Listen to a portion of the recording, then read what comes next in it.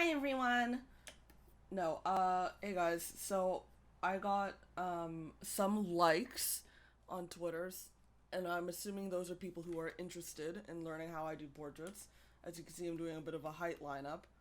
I started doing, like, a written one with Charlie, but, it was taking forever because it was getting really long because I was trying to be as detailed as possible. So I decided that I'm just gonna record a video one with Kyoko, uh, Another character from my story. and it'll be a lot easier for me to explain to you. So, um, this is an extension. It's called Magic Squire, and it just has all my brushes sorted into groups. And then I don't even use it in the end anyway. So, fuck my drag, I guess. It is useful though. I swear by it. I mean, I have my work brushes. I have my home brushes. Everything's good. So here we go. When I start, I tend to draw a really shitty, and I mean, I'll try and draw it further out, because with these, I'm trying to do it by height. I don't know why. I just got it in my head that I should do it by height.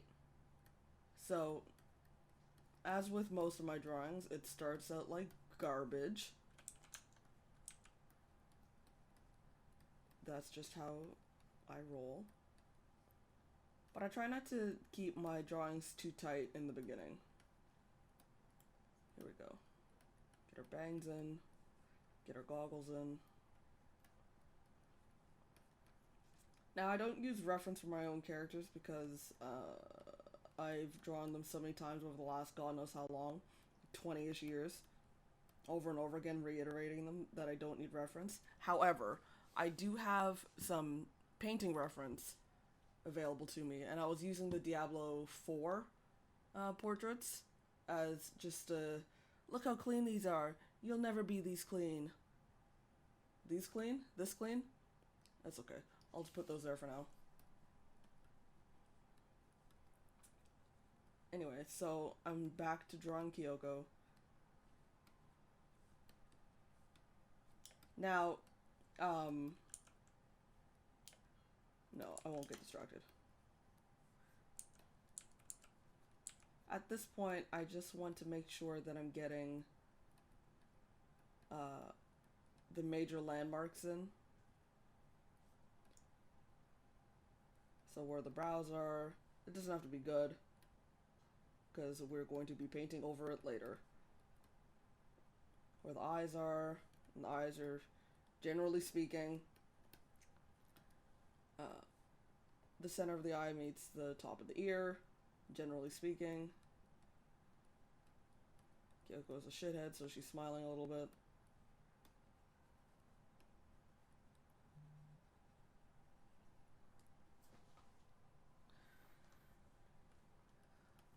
So yeah, that's about how rough I start. But I just want to make sure that she's not too much smaller than everyone else, and right now she is, so I'm just going to size her up a little bit. There we go. Now you can see down here that I literally have all of them merged down here, living dangerously. But I'm just going to make a layer underneath the sketch layer, this one. And I'm going to change to my round brush, which is just called palette knife. And it's the funniest palette knife I've ever seen, but that's fine. And I'm just going to block in the colors. Please, Papa, I'm begging you. There we go.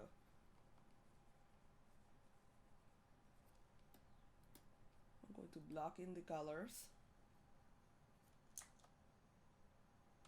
Now, when it comes to black hair, I almost never use straight black. You can see even in the Diablo 3 portraits, that the Diablo 4 portraits, that the Asian woman has brown hair rather than pure black, where the shadows are kind of black, but it's not totally black. So in my blocking, I won't use black.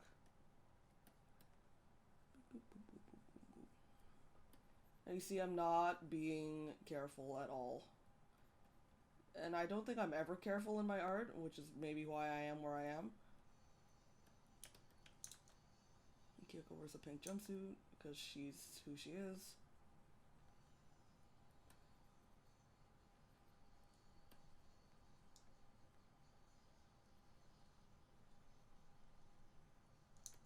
There we go. And I will begin to mark where the shadows are, but I'm not, this obviously is not final. And the colors are not even final, but that's fine.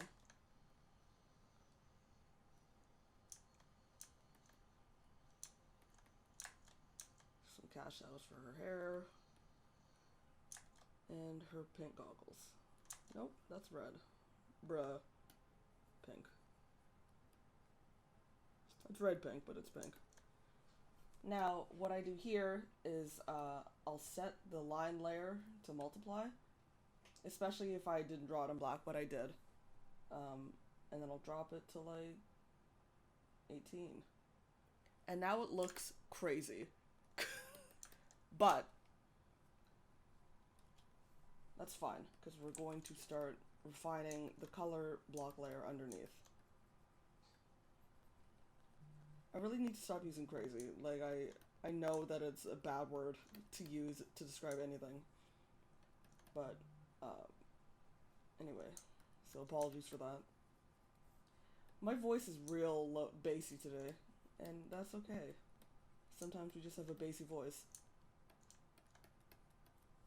Now I'm just refining more of the shapes here to make it clear to me when I'm doing the painting on top of the line layer. So I'm making sure the ears make sense. I'm gonna draw on the eyes.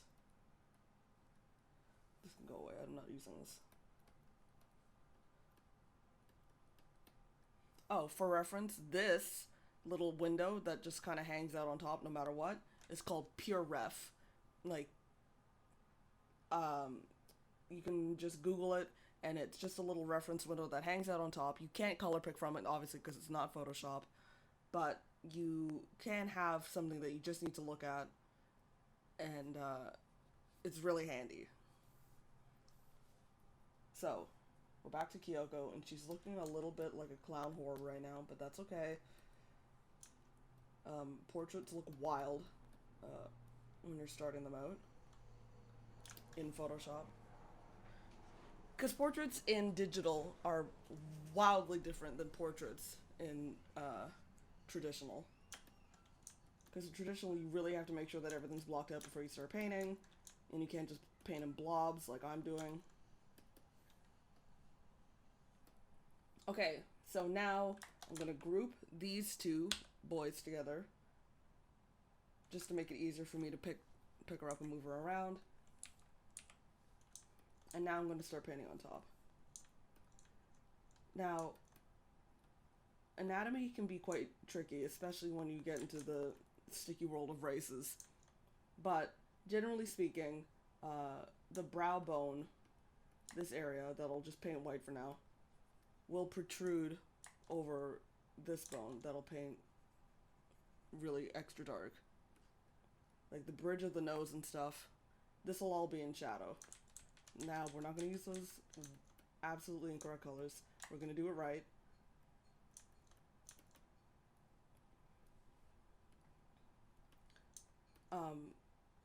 However, Kyoko's brow is a little less, what's the word? It's more shallow than a lot of other brow protrusions, so you'll still get some catching light, especially on the monolid. It gets real sticky when you talk about race and stuff, but I want to make it accurate to her, and she's Japanese, so I'm going to define the nose, and I'm going to put a little shadow on the bridge, but not a hugely dark one, like I have on Charlie or Lisa or Alex.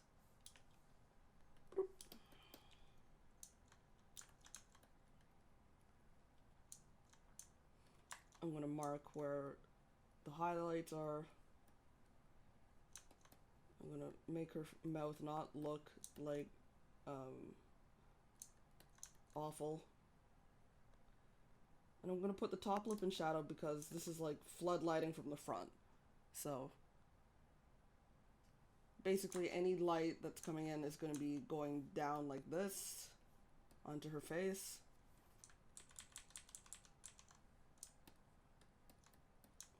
And there's going to be a little bit of reflected light on the side. Actually, I'll leave that. That looks good. It worked out. So, yeah, I will work closer when it comes to a little bit of portraits, and because I want to get in that face. Oops, that was way too intense. Now I have flow on at 100, and I find that's a little bit too heavy, especially when I start doing the proper blocking in. So I'll turn it down a little bit to make it easier on my brush strokes. And all that does, it's like how much pressure, how much paint and color are going to go onto your quote-unquote brush. Okay, so I'm defining Kyoko's like eye mask area, defining the eye socket. Oopsie. This eye is kind of wilding out. That's okay. I don't think both her eyes are, if I'm being totally honest. I'm not sold on her eye shape at the moment. That's okay. We can fix it later. Now, I don't ever, unless it's like super cartoony, use white in the eyes. I don't use white anywhere. Oh, it froze.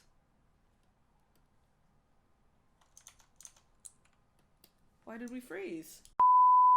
Okay, and we're back. Sometimes Photoshop just doesn't want it, and I get it, but also I'm recording something. Thank you very much. Oops.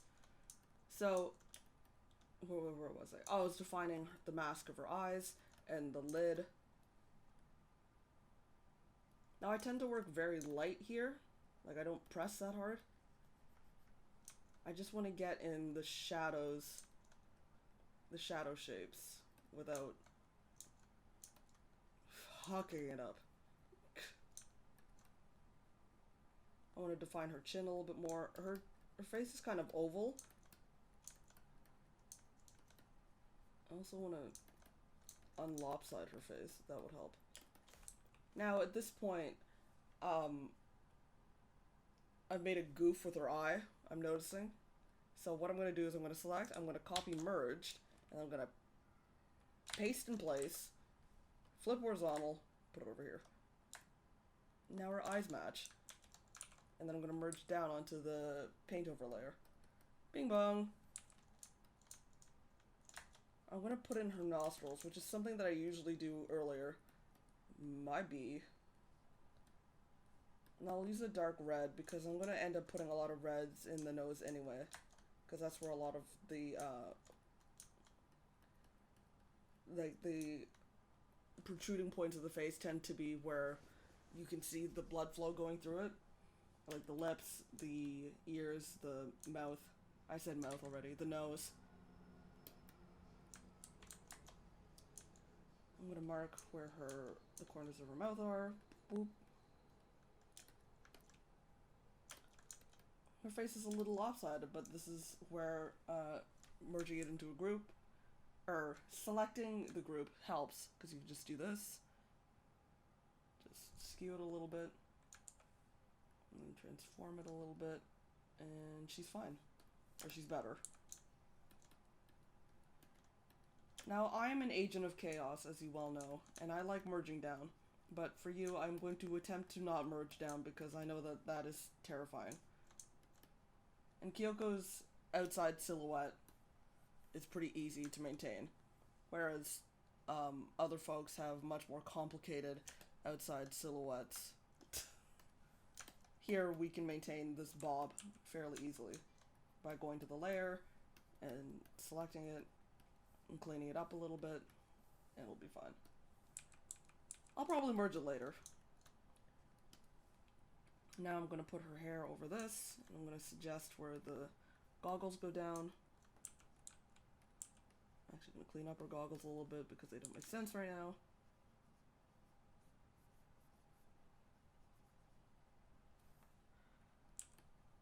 There we go. Now I'll block in her irises. Okay, wrong layer. This is why I merged down. I'm going to block in her pupils. Yeah. Her eyes are really little. Everyone else's eyes are pretty big, so we're gonna change that. Okay, I'm merging down. Sorry, guys. Boop, boop. What I do is I select it. I will Control-Alt, so I make a duplicate. Open your third eye. Now I make a duplicate so you don't get the weird white around it. And then I'll just scale it up a little bit. Do it for the other eye. See if that looks wild. And it's a bit big, but we can shrink it just manually. Now I'm going to go into the eye mask and start defining some more. This takes a while.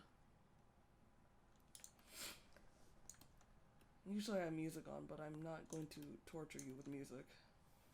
Oh, actually, I can just turn off desktop audio, and then I can listen to whatever I want. So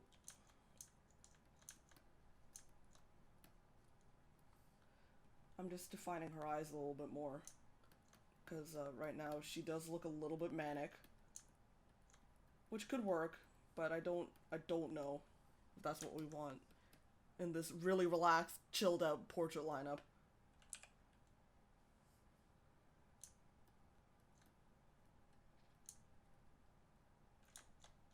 Now her nose is a little bit upturned, so we'll see a little bit more of her nostrils in here.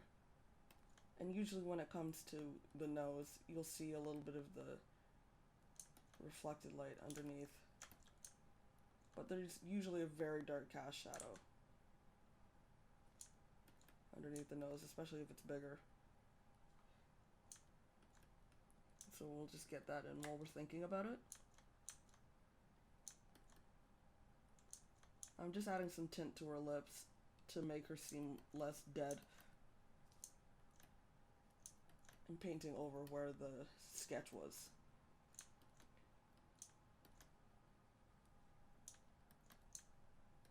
Yeah, I'm just painting over the sketch at the moment to try and get it out of my life. Now I want to make sure that her chin is even, and it's also quite large at the moment, which is not what I want.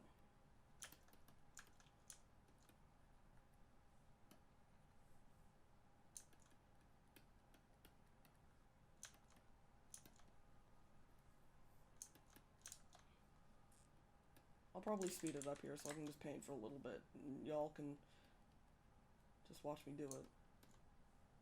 Although I did notice, I'm changing my brush because I did notice that I want to bring her collar up because she looks a little bit like a giraffe at the moment.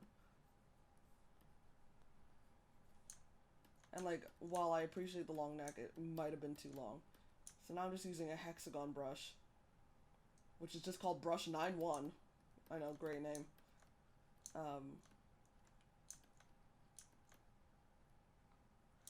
And I'm just defining the shadow underneath her chin right now. And I'll go back to my other brush, drop the flow, and continue painting as I was.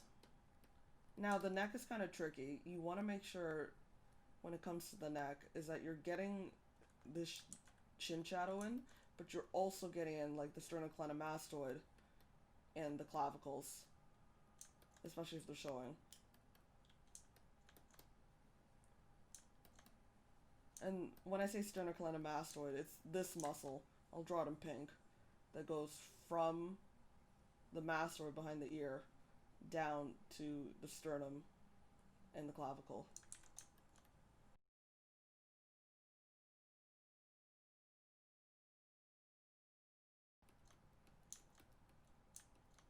Now this gray is killing me, so I'm going to add a slight paint over of more brown to make it look more harmonious with the rest of the shadows. And I'm going to add some of this very, very light pink on top of her brow.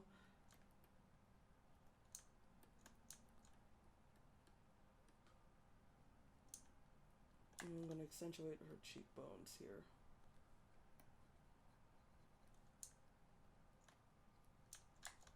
Now I'm going to suggest the beginnings of the ear. We'll do more on that later. And now this is kind of a tricky part where I take my round airbrush, lower the flow quite a bit. I'm at 13% right now. Go to multiply and choose a really light, like orange, and slowly go around the sides. And that'll very, very slowly bring the front of the face towards you while the rest of it is being pushed back. Now I noticed that I fucked up and I have to backtrack a bit because I made it too pink. So I'm going to try again with more of a yellow, and that works. Because you don't want the shadow to be too saturated, because that defeats the point. Because saturation brings things forward and desaturation pushes things back. Now I'm back to normal, and I'm just trying to soften what I've done.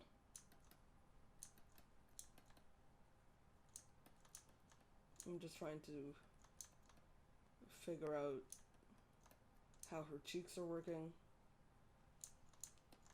Kyoko's quite thin, so you'll probably see some suggestion of jawbone and stuff like that. Now the flow's too low for me to do anything effective here, so I'm going to switch back to this, pump up the flow a little bit. I'm at 53 right now, which is totally fine, because I'm just trying to clean up the silhouette of her face. Yeah, that works for me.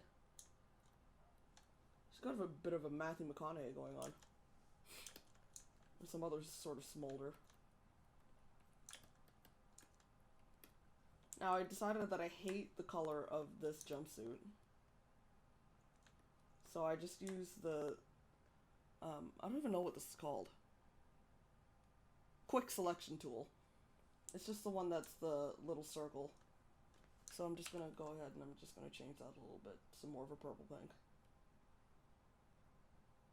Yeah, I'll make it darker purple for now. There we go, because the other one was a little bit too fleshy for me. Okay, so I'm gonna focus on her eye for a bit.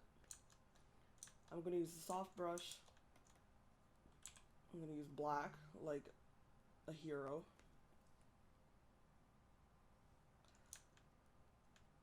And now that I've used it once, I can sort of pick from in between the two colors, which is what I usually do.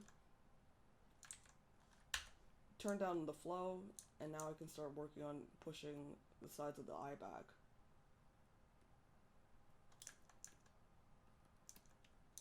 Now, the black is a bit too harsh on her bottom lid, so I'm going to slowly paint over with more of a darker skin tone. The black was to just block it in, but now even if she's wearing makeup, I don't want to have it like that, I don't want to have just like you don't want that. So I'm just working on establishing how this area of the lid is catching light. I'm going to push this part back because I said so.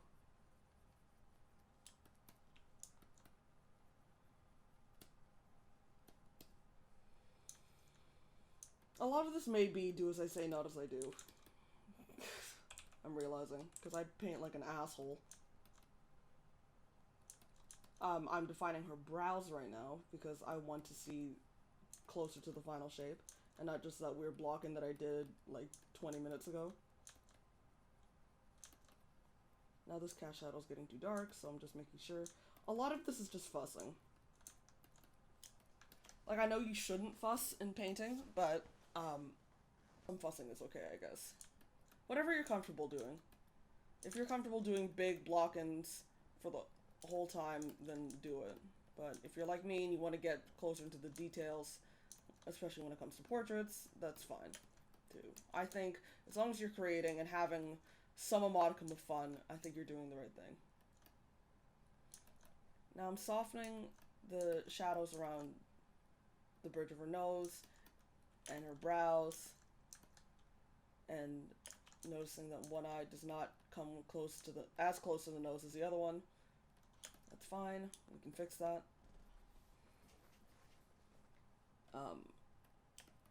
Now this is too soft for me, because like every other one has sort of a palette knife look. And that's what I want. So we're going to use a fun brush. This is a sample brush. This is the Recursos Brushes Suzanne Halmai brush pack. You can get that on Gumroad. But literally any brush does. Like, I did most of my art with just a round brush. You don't need a fun brush. I'm just using a fun brush. And I'm going to turn the opacity down, actually. And this is where you get the brush strokes in.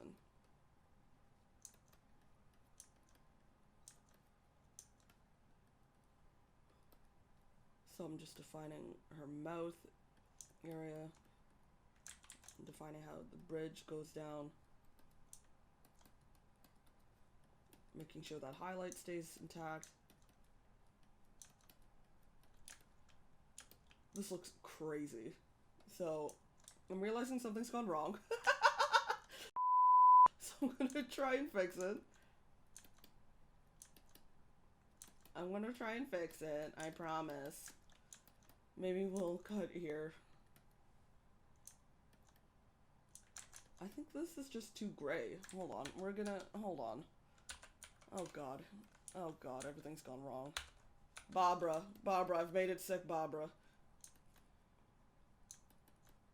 Okay, so I took out those white highlights because they sucked.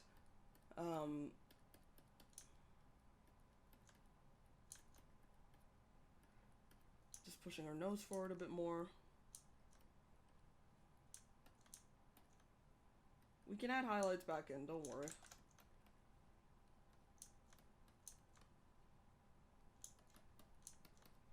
Now, I'm not forgetting about hair. I know that I have to deal with it eventually. But I'm just gonna leave it as sort of a blocked in moment instead of fully finished for now.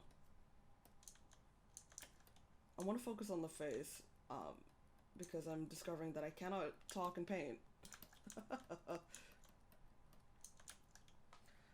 Okay, so this is looking pretty good right now. I just want to check it against other characters because I've been haunted. They're looking kind of similar, huh? That's okay. I've been haunted by the ghost of my second year character design teacher, who is not dead as far as I know, but he may as well be a ghost because he haunts me every single day of my life, telling me that my characters look all the same. So I'm trying to avoid that.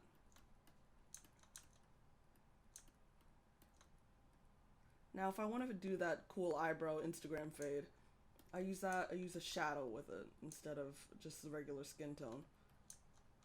And I'll deal with the details on that later, but it'll be something like this. Like taking the sort of in between eyebrow color and the shadow color and just going like that. Like, I'll leave it like that on one side for now. No, I'll do both. Why not?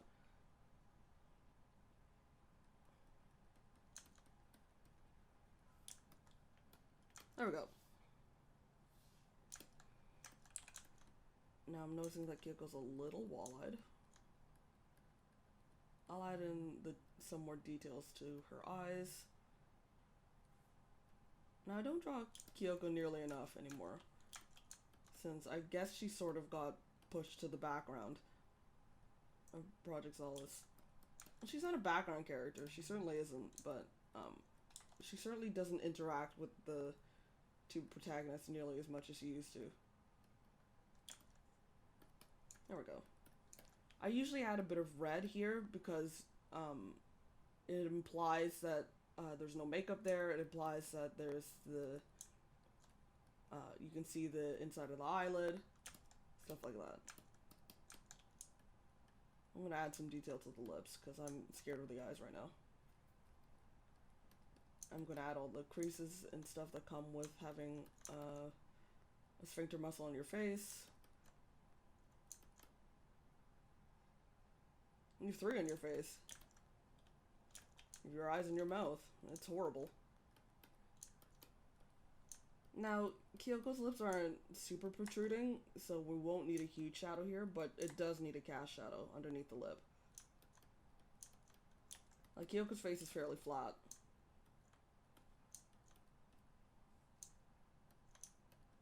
So there's not going to be a huge amount of cast shadows and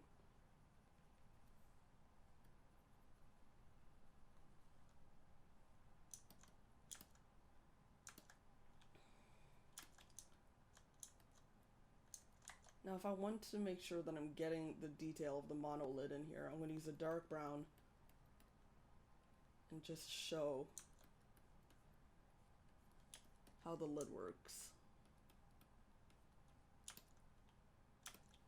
Now this part I can delete a little bit of,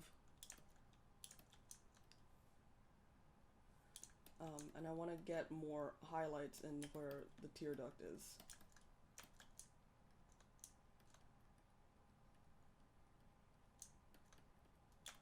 Yeah. She looks very funny in the recording video, but she looks fine here, so it's fine. Yeah, there we go. Yeah, I'm just gonna block in her hair a little bit more, because up here it's just a blob.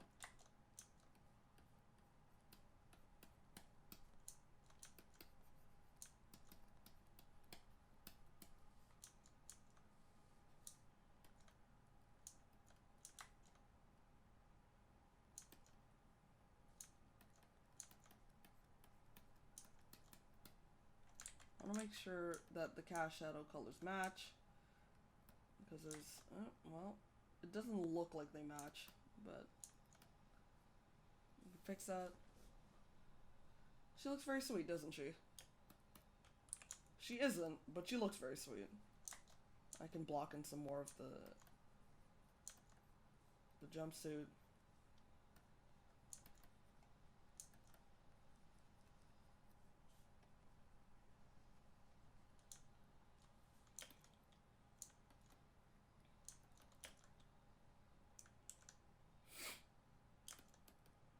Let's see. I want to push her ears back a little bit more. They're a bit too similar to the cheek color here, so I'm gonna just put a darker skin tone over that and push them back. Yeah. Maybe put a cast shadow from the hair. Yeah.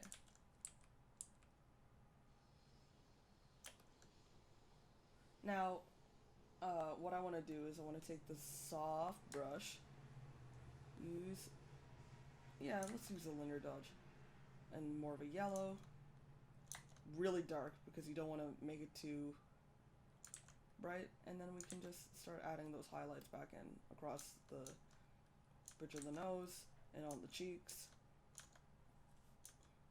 You can add a little bit on her lower lip and right on the top of her upper lip,